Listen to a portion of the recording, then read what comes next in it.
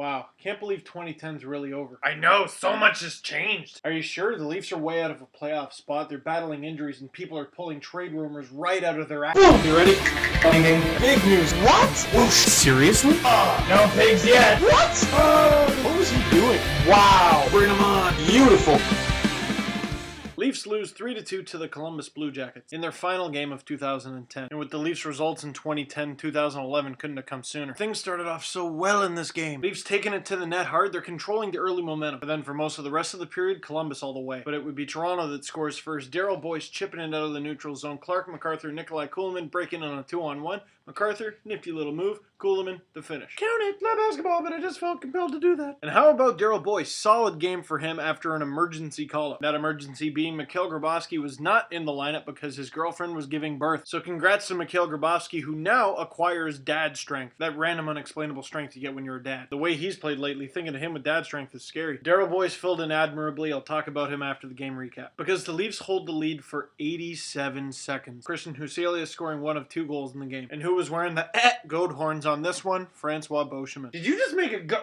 Never mind. And at first glance, it totally looked like it was his fault, but if you look at the replay, the puck takes a funny bounce, and just his luck this season, apparently, gives it away. But Toronto would regain the lead. Tyler Bozak scoring on the power play with 17 seconds left in the first. And I hate to pick on him, but he's a guy that's got to do that more often. He was a key part of the Leafs offense at the end of last season, and he's always connected to Phil Kessel. So good to see him get one. And it's great because you score so late in the period and you're carrying all this momentum into the second, right? Wrong, because RJ Umberger scores the tying goal for Columbus, and the Leafs are outshot 11-3 in the second. 22-10 over the final 2 periods. Really bizarre. And to make matters even worse, Joey Crabb takes a penalty. RJ Umberger on the power play. Boom, 3-2. Columbus. Columbus. It's 2 in the morning. Columbus. And the Leafs, yes, getting a few late chances, even getting a couple breaks when Columbus missed the empty net, but that's the way the game ended. And with the theme being New Year's and the Leafs being where they are, question of the game for you guys.